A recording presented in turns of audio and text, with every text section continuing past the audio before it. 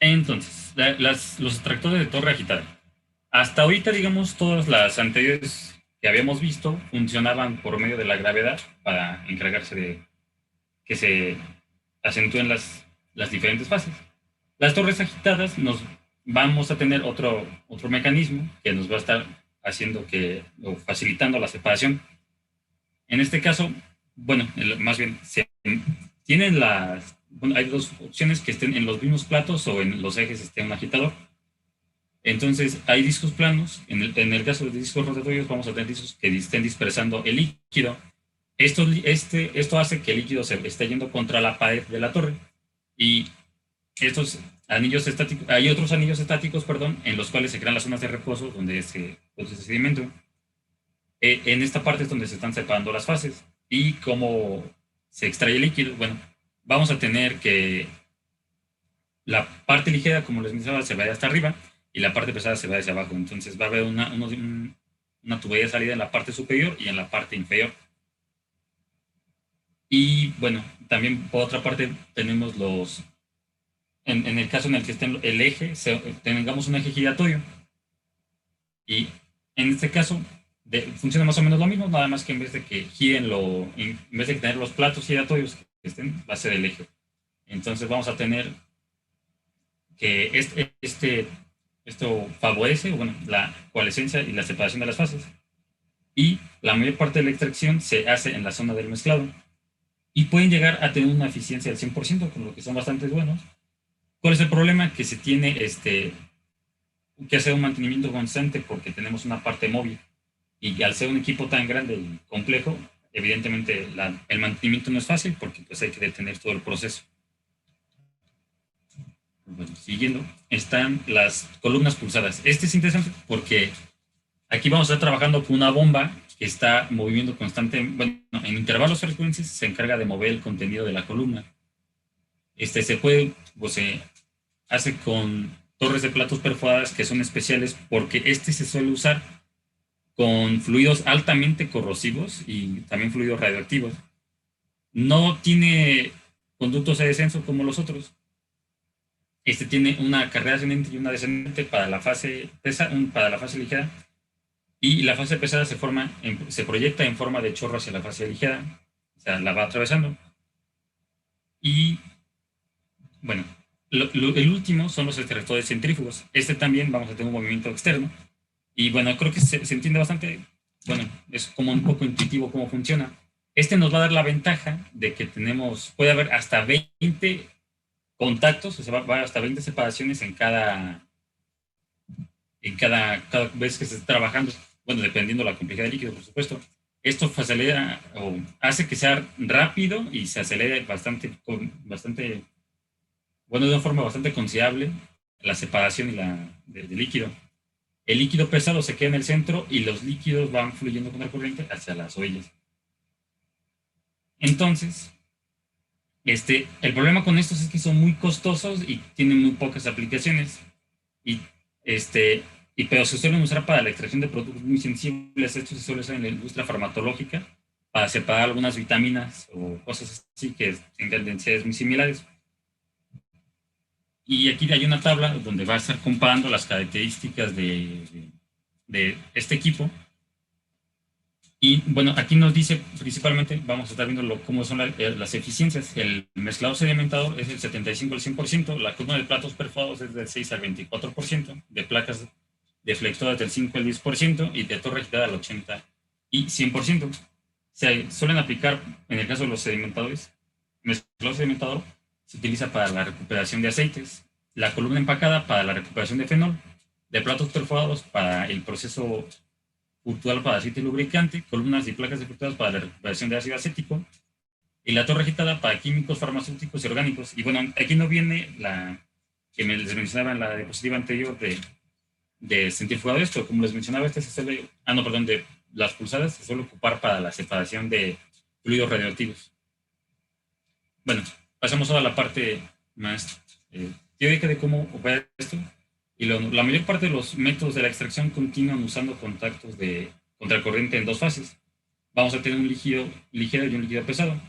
En sí los fundamentos son los mismos en los que se trabaja con la absorción de gases y de destilación. Y vamos a tener estas formulitas que son los cambios de la velocidad del flujo. Bueno, que nos va a estar diciendo el factor de extracción y nos va a estar diciendo la fracción del soluto y la fase recuperada. Y tenemos que los cambios de la velocidad del flujo son despreciables y el coeficiente de distribución es constante. Entonces conviene utilizar el factor de extracción, el cual va a ser el equivalente al factor de agotamiento que veíamos en otros ejercicios. Y bueno, entonces, no sé si quieren anotar estas formulitas. Les doy tiempo. Por favor, gracias.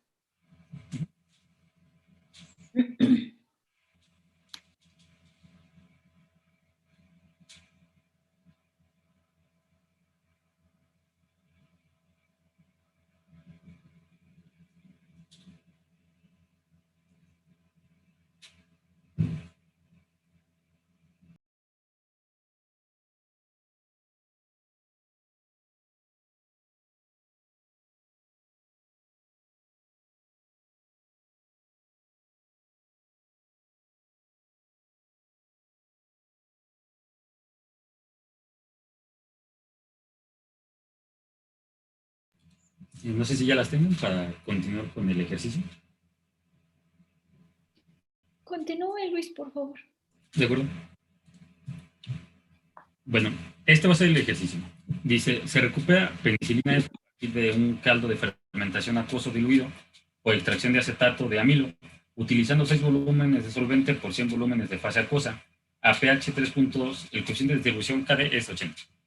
Y pregunta, ¿cuál es la fracción de penicilina que se recuperará en una sola etapa ideal? ¿Cuál será la recuperación con extracción de 2 etapas utilizando solvente fresco en ambas etapas? ¿Y cuántas etapas ideales serán necesarias para dar la misma recuperación que en la parte B si se utilizó una cascada de contraflujo de VL igual a 0.06? El último inciso, si mal no recuerdo, estaba un poquito complicado, ahorita se los explico, pero los otros eran relativamente sencillos. Igual les doy tiempo de anotar. Por favor, queda el tiempo y ahorita ya muestra la solución. Gracias.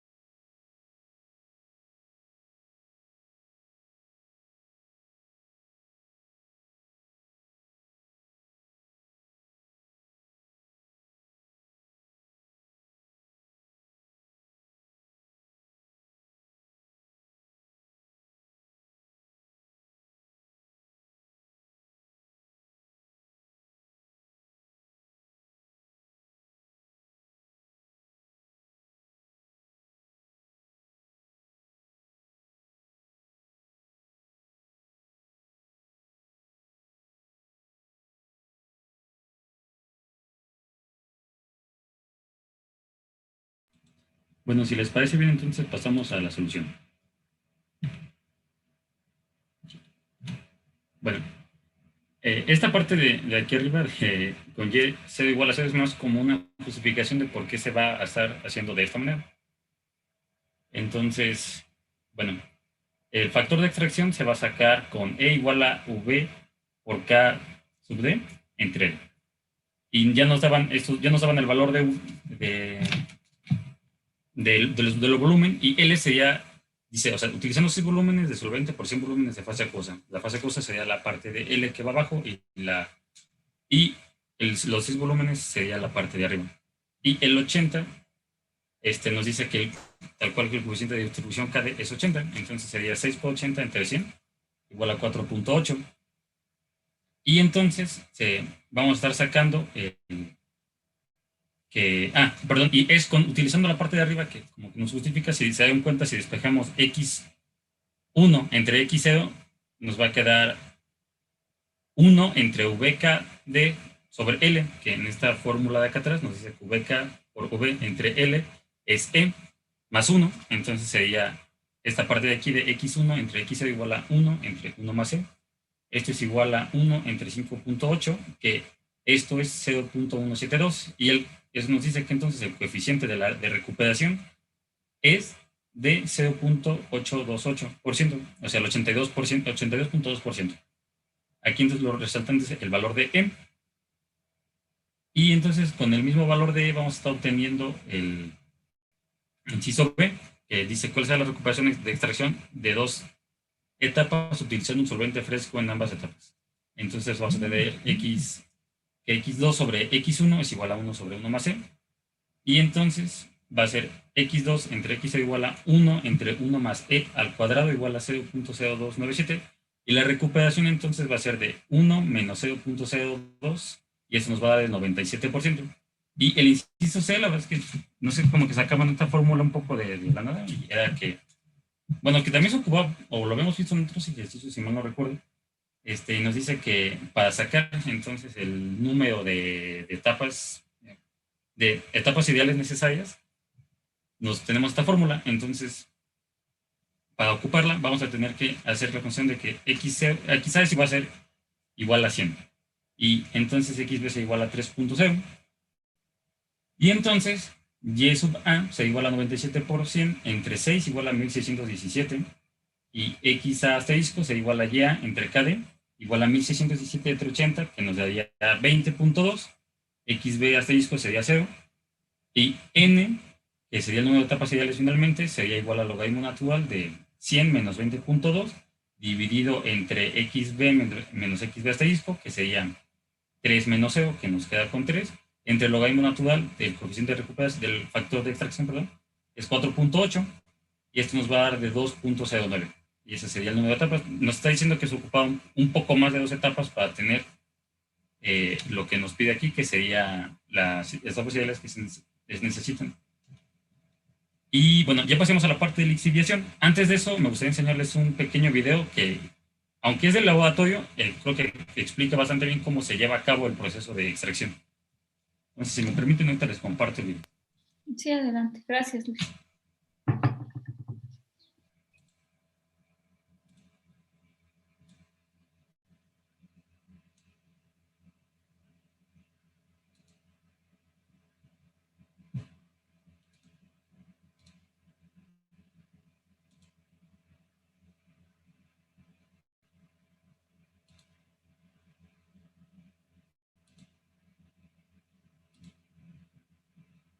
¿Ya pueden ver mi pantalla?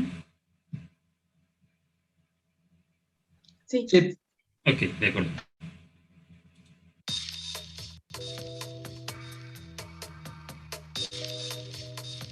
¿Sí se escuchan? Ahorita nada más hay música. Un proceso industrial suele aplicar consecutivamente varias técnicas de separación para lograr el grado de purificación deseado. La secuencia habitual suele comenzar con una separación entre fases, seguida de procesos de concentración y, por último, alguna técnica de purificación. Centrándonos en las técnicas de separación, la extracción líquido-líquido consiste en un proceso mediante el cual una sustancia que se encuentra disuelta en un determinado disolvente es transferida a otro disolvente inmiscible con este, siendo conocida la relación entre la concentración de la sustancia en ambos disolventes como el coeficiente de reparto. La pieza fundamental utilizada en esta técnica es el embudo de decantación o de extracción, que está provisto de una llave en su parte inferior y de un tapón en la superior. Este embudo se coloca sobre un aro de hierro, en el que se habrán puesto unos trocitos de goma para evitar posibles roturas. Antes de comenzar a utilizarlo, debemos asegurarnos que la llave está cerrada, así como colocar un vaso de precipitado debajo del embudo, para que en caso de rotura, el líquido que contuviera caiga en el vaso. El embudo de decantación debe tener el tamaño suficiente para contener de 2 a 4 veces el volumen de la solución que se va a extraer. En primer lugar, se introduce la solución problema, en este caso una disolución acuosa de yodo, en el embudo de decantación, y a continuación el volumen requerido de disolvente extractor.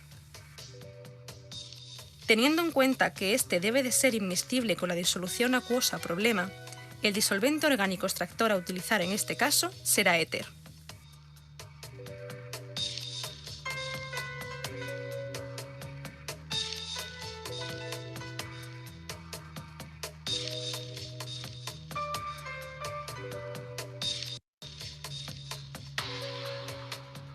Seguidamente se cierra el embudo con su tapón y se toma con ambas manos, sujetando con una la llave y con otra el tapón.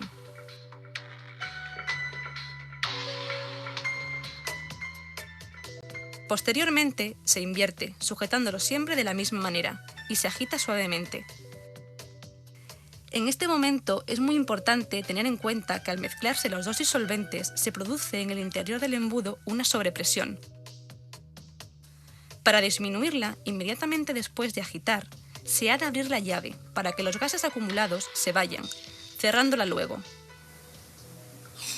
Este proceso de agitar y abrir llave se repetirá varias veces hasta que no haya más salida de gases.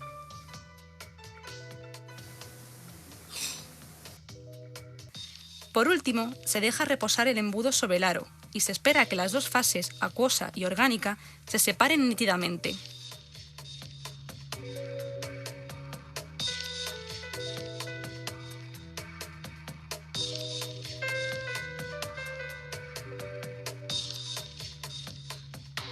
Cuando las dos capas se han separado, se quita el tapón, se deja caer la capa inferior a través de la llave abierta y se recoge en un matraz Erlenmeyer o en un vaso de precipitado.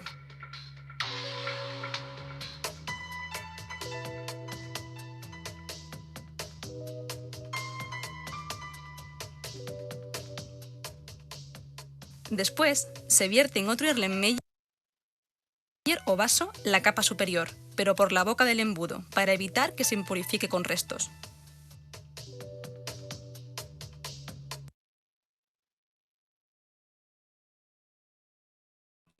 Y bueno, esa sería como una forma de hacer, bueno, como se hace, digamos, en un laboratorio.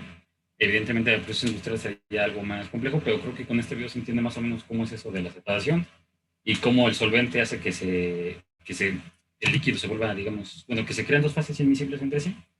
Y bueno, aquí no considera mucho cómo, bueno, no habla mucho de la selección del solvente, pero sí en general se tiene que considerar que el solvente a utilizar no sea visible con la frase problema que vamos a estar trabajando, de forma que se separen en dos y saque y obtengamos la parte que quedamos independiente del solvente o con el solvente, pero sin mezclarse con la otra parte. Y bueno, les comparto ahora para que mi compañero José continúe con la parte de la lisiviación.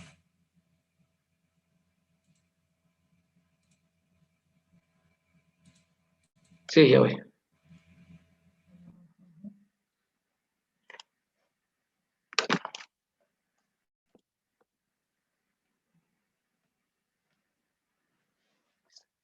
Yo les voy a presentar lo que sería la lixiviación de sólidos. Pues la lixiviación de sólidos principalmente se utiliza para disolver materiales solubles de un material sólido o una mezcla.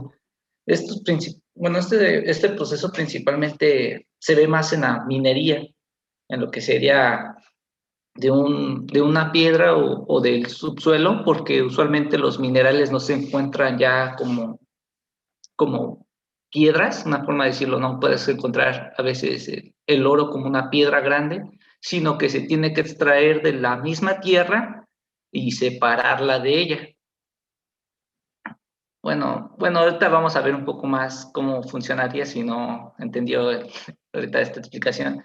También la lixiviación, la cantidad del material soluble, es con mayor frecuencia a un lavado, bueno, se parece mucho a un lavado de filtración ordinaria, ya que se tiene que meter como en ciertos casos ácidos u otros líquidos que toquen el material para que vayan extrayendo lo que deseas. A la siguiente página. Hay 3 tipos de lixiviación en la industria, que es la de percolación a través de un lecho, la de lecho móvil y la de sólidos dispersos. Siguiente. Bueno, aquí les dice que la del lecho móvil tiene una superficie porosa, bueno, o tiene una parte porosa al final del tanque. Eso es una forma de verlo en industrias donde se tiene que producir muy poco material o se tiene que producir muy poco material. Hay otras industrias que utilizan ese proceso, pero en el caso de la minería se utilizan lo que serían así grandes cantidades de tierra o montañas de tierra y después ahí pasan un sistema de riego que sería por goteo. Esto es muy similar al sistema de lecho estacionario, ya que las gotas de líquido o del soluto van cayendo sobre la piedra y van extrayendo una forma de decirlo, los minerales que deseas, ya sea el oro, la plata, los van arrastrando y ese soluto cae hasta el subsuelo y se arrastran hasta un estanque. También hay industrias donde sí se utiliza el tanque, se mete lo que sería las rocas o lo que deseas, del material que deseas extraer, y le pasan agua, o bueno, no sería agua, sería el soluto, y es como un sistema de lavado de la misma materia, de la piedra que estás metiendo para extraer el mineral que deseas. Siguiente. Aquí el material, también, aquí se puede mostrar de otra forma también de cómo extraer por lecho. Lo que decía, aquí ya está todo el proceso de lo que sería de la molición de la piedra y todo el refinamiento, porque tiene que tener una cierta cantidad de espesor el material que quieres extraer. Y después se entra al tanque y al turbo, donde la tierra está estacionaria o no se mueve, mejor dicho, no hay paletas en el turbo donde no hay paletas donde se mueva la tierra o donde se está agitando. Solamente se pasa el líquido varias veces o la etapa hasta que el soluto ya esté totalmente saturado. También, esta parte es interesante que dice que una serie de estos tanques de presión operados con flujo de solventes en contracorriente recibe el nombre de batería de difusión. ¿Puedes pasar a la siguiente, por favor? Okay. Esta es otra, la que se llama lixiviación de lecho móvil. Aquí se utilizan paletas, pero perforadas, donde se van pasando el material o se va arrastrando el material y continuamente se está, como dispersando o se le está echando encima lo que sería el soluto. No, el solvente, lo que sería el solvente sobre el material y después se va haciendo como un sistema de lavado, como si fuera como una lavadora, pero con palas. Este extractor también el extractor de Boltzmann contiene un lavado de palas, como le había dicho. Es como naturalmente se llama en la industria, extractor de Boltzmann. Y también, como había dicho, se rocía y se le llama a la cantidad apropiada de mesilena o extracción, se le llama a lo que se quiere extraer. Puedes pasar a la siguiente. Sí. Es una imagen más o menos de cómo se ve un extractor de Boltzmann, donde la mesilena intermedia de una solución del solvente que contiene algo de aceite o del material que se quiere extraer, se va haciendo el proceso. Aquí tiene que ser, el sólido tiene que ser muy fino para que se pueda hacer al final un método de filtración, ya que como, bueno, de filtración o de decantación, que se sedimente lo que sería el sólido, para poder separar lo que sería el soluto, bueno, ya el resultado final de la extracción o lo que ya está sobre. Si lo que ya tiene el material, el líquido con el material, se puede extraer fácilmente.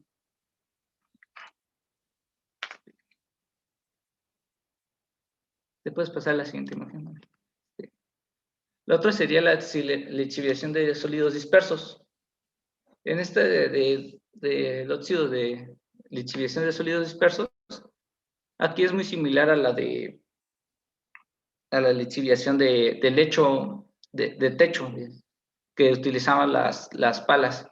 Pero en este caso se introduce lo que sería el material al que se quiere extraer, o los sólidos del que se quiere extraer el material, ya un conjunto de palas que van agitando el material con un líquido ya dentro. Se van agitando hasta que la solución ya está sobresaturada. También este método se tiene que separar por decantación o por filtración, bueno, por sedimentación o por filtración. También se utilizan mucho estos métodos, ya que como una forma de decirlo, como las piedras no son uniformes o de una sola forma, no puedes saber bien si se está impregnando o se está extrayendo de toda la roca el material que deseas, o no se puede extraer, como en la forma de goteo que vimos al inicio, puede estar cayendo sobre la parte superior, pero tiene que pasar muchos más procesos que de la exhibición de sólidos dispersos o que la del lecho móvil. Tiene que pasar más procesos para que la lixiviación sea más eficiente, ya que la piedra se tiene que humedecer. En este caso, ya como está todo el material dentro del líquido y se agitan, hay una mejor extracción más rápida y de menos etapas. ¿Puedes pasar a la siguiente, Ángel, por favor? Bueno, aquí como decía, hay método continuo y método por etapa. Bueno, la consideración de método por etapa se considera un método en condiciones muy ideales, mientras que en el continuo es un método que se utiliza en contracorriente, como una forma de decirlo, como lo había dicho antes, que donde hay un sólido dentro de un estanque que se está continuamente agitando, mientras que el método por etapa está el sólido totalmente inerte o no se mueve y se inicia se utiliza un sistema de riego o goteo sobre la piedra para obtener el mineral.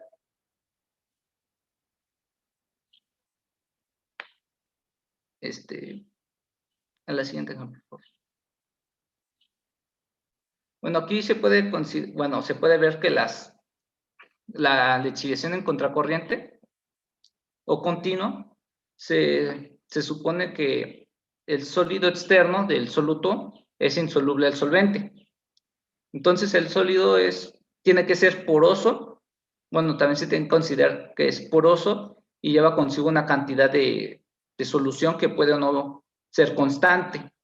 Es otra cosa es otra variable que no se sabe muy bien sobre cuando extraes por lixiviación. No sabes si en una cierta cantidad donde minaste o extraíste tierra, tiene el mismo porcentaje del mineral que en otro lado. O sea, una forma de decirlo, puede haber un 5% de oro en una tonelada si excavas en un cierto lado, que si excavas en otro lado y encuentras 10% de oro, ya excavando en otra parte, ¿no? O de las tierras de otros lados.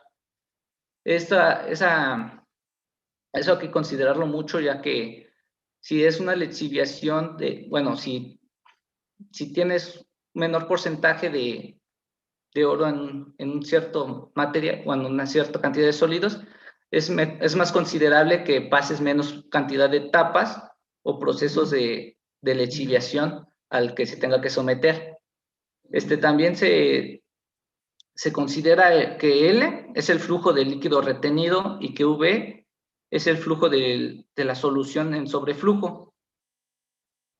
Lo que habíamos dicho, que el líquido retenido es cuando ya extrae el líquido que echa encima sobre el sólido, ya haya extraído el material que deseas. También, por otra parte, de acuerdo con la nomenclatura estándar, las concentraciones extremas son las siguientes, donde se considera que la simbología de XA es la solución retenida por el sólido que entra, o sea, es antes de que toque el material o el proceso, o cuando se está retroalimentando, ya que como cuando no está sobresaturado el líquido que estás utilizando, se tiene que rociar otra vez el mineral con él para que se vaya sobresaturando, una forma de decirlo, con el mineral, con el proceso de lixiviación que vimos al inicio, o el primer proceso de lixiviación. Después está la solución retenida por el sólido, que es cuando ya está en el estanque y tienes que verificar si está sobresaturado o no el líquido. Una forma de decirlo. El solvente fresco de entrada del sistema se considera como YB y la solución concentrada que sale del sistema como YA. Esto es como antes de que se haga la lixiviación, como cuánto material o cuánto mineral le falta por extraer, y YB es como ya cuánto sobró, ¿no? Como si acabó la lixiviación y ahora cuánto sobró, o si ya se extrayó totalmente. Bueno, no se me explica bien. A la siguiente, por favor. En la lixiviación siempre está presente la cantidad que suficiente de solvente para disolver todo el soluto que contiene el sólido. Entonces tenemos que hacer una línea de equilibrio donde se considera más proceso de lo que se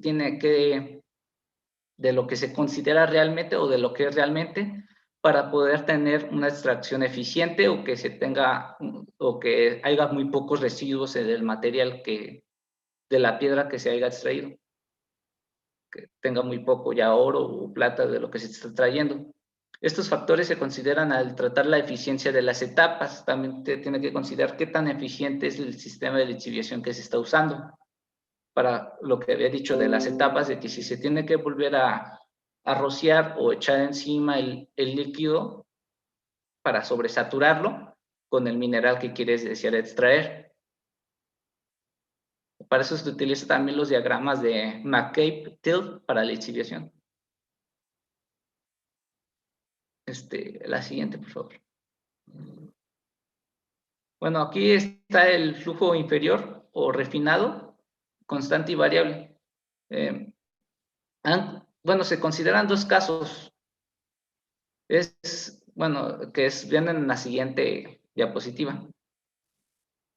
Si quieres pasa a la siguiente, eso no está.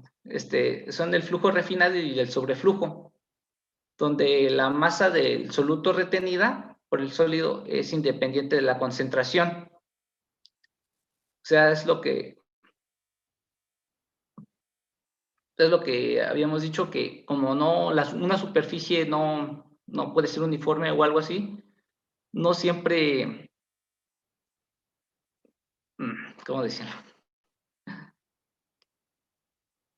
Bueno, sí, la concentración no siempre va a ser la misma, o sea, puedes extraer de un mineral o de un sistema sólido cierta cantidad de mineral, pero no siempre va a ser la misma concentración por la concentración del sólido, que puede ser menor o mayor, ya que es variante la concentración de cada sólido. Esta condición recibe el nombre de flujo inferior. Mientras que el sobreflujo es cuando si el flujo inferior es constante, o sea, También lo es el flujo superior. El flujo inferior es constante y variable si dan consideraciones separadas. A la siguiente, por favor. Bueno, la solución saturada o concentrada es un... Josué, es que estamos a menos de un minuto. Sí.